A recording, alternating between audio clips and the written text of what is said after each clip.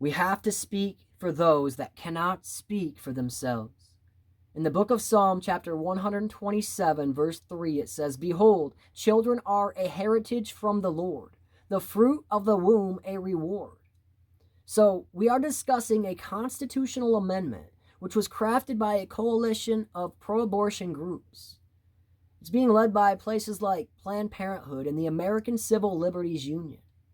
This amendment seeks to add 323 words into our state constitution, and it would essentially enshrine abortion into our state, making it nearly impossible to change or take away in the future. It would also jeopardize or repeal these following laws. These laws were put in place during Roe v. Wade legally. Proposal 3 removes a parent's right to make medical decisions for their children.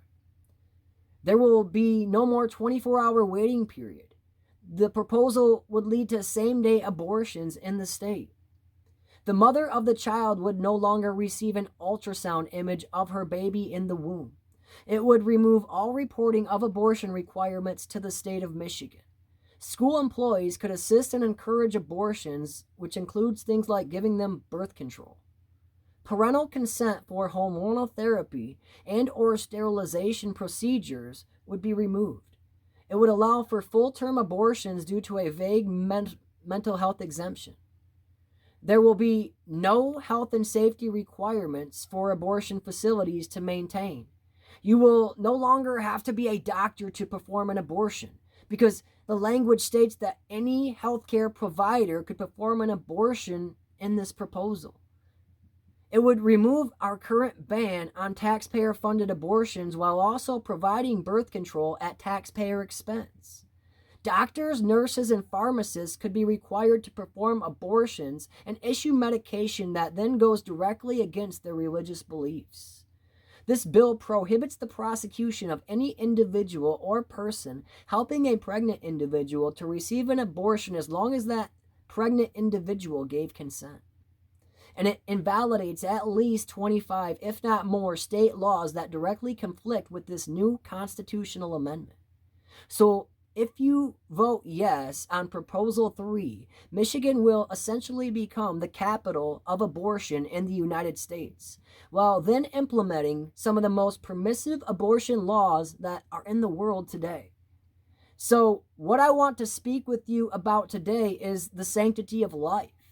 I believe that it is a biological, scientific fact that every distinct and unique life born after conception is entitled to the dignity, respect, and protection of that very life that was created by God. And the protection of that unborn life in the mother's womb is by far the most important moral, civil rights issue that we face in our culture today. You see, studies show that over 63 million babies have been aborted since the implementation of Roe v. Wade. Around 20% of the women who become pregnant in the United States will end up getting an abortion. Over 100 babies are aborted each hour in the United States. Over 2,500 children are murdered each day.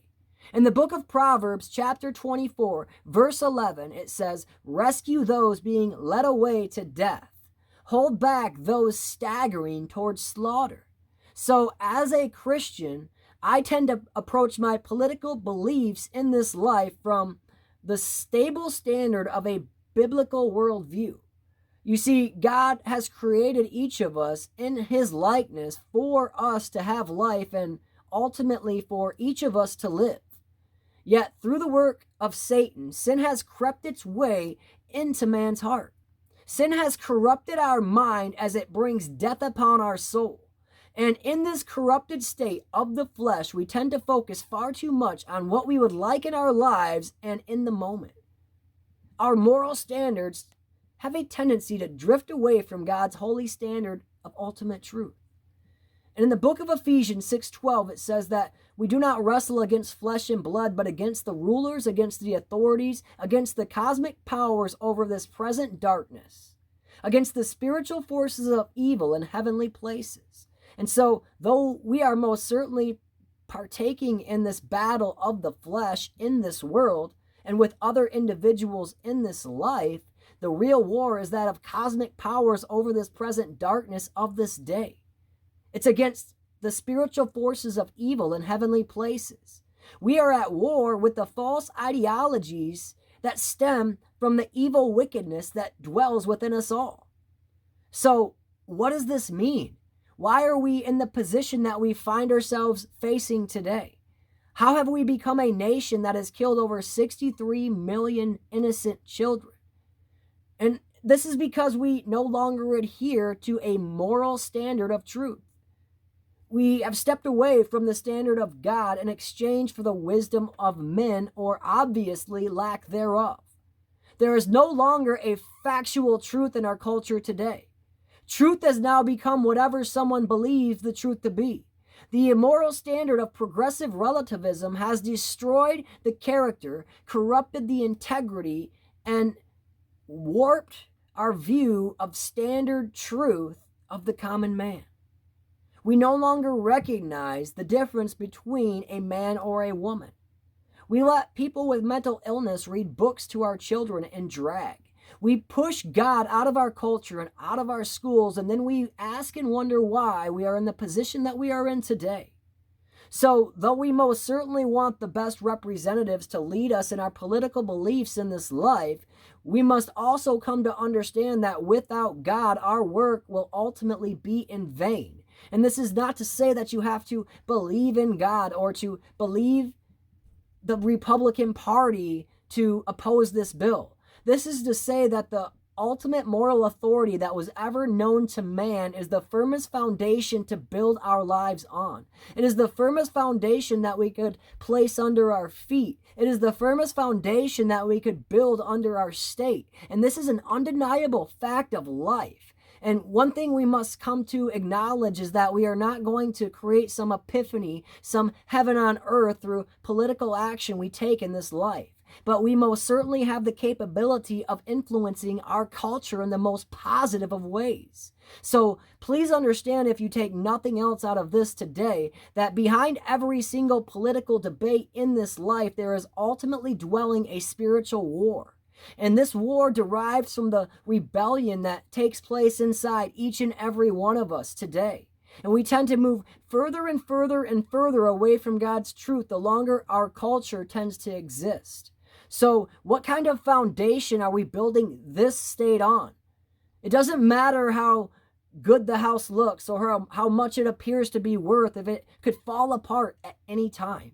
So are we building our house on a foundation of stability and stone, or are we foolishly playing in the sand? The entire foundation of the church itself flows from upholding the sanctity of life, and the entire foundational principle of our nation today is the complete opposite of such. But the entire foundation of our nation used to be upholding the rights of the individual and protecting the sanctity of life. Well, today our nation is guilty of the genocide of over 63 million innocent children in the womb. These children could have been doctors, scientists, actors, school teachers, political figures, or anything else you could possibly imagine in this life. And only God knows how many genius minds we have taken away from this earth. Only God knows the impact of what we have actually done. I cannot think of any violation more severe than creating a life only to then kill that innocent life while it dwells in the womb. This is the same old lie from the Garden of Eden, where man decides to place himself as God. We want the right to create life and then to strip it away at our will. I would argue that we simply do not have that type of authority. Lela Rose, founder and president of the pro-life group Live Action, said this: "Reproductive rights has long been a euphemism for destroying human life in the womb. A phrase that sounds like empowerment is really only code for the subjugation of preborn children. It's hard to imagine a more innocent individual than a child in the womb. Yet that is the most dangerous place for a child to be in the United States today. You see, we don't see a million babies that are just aborted each year laying around dead on the streets. and we most certainly will not hear about them on the news. These crimes take place in private and behind closed doors. It's like the old saying, out of sight, out of mind. We now live in this culture that has widely accepted this as a reality in their lives. The sanctity of life is not only the foundation of Christianity, but it is the foundation of all that is good in our culture and any culture that exists today. If we fail to protect the life of the innocent, the life of the elderly, and the life of the unborn, then no other rights will truly matter at all. We hear all about equal rights and social justice today. You see these things promoted on the television. You hear all about them on the news. Yet we continue to ignore the foundational right to life as we build our house on the sand. We seem to have compromised our morals, but not only as Christians, but as free American individuals living amongst ourselves. I realize that this is a difficult environment in which we live today. I realize that it is not always easy to do what is right and do what we have to do.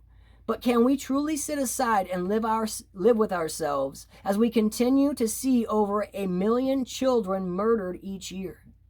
The foundation of moral truth that every human life deserves a chance to live needs to be preserved. The sanctity of life needs to be preserved. The book of John 3:16 says, "For God so loved the world that he gave his only begotten Son, that whosoever believes in him should not perish but have everlasting life."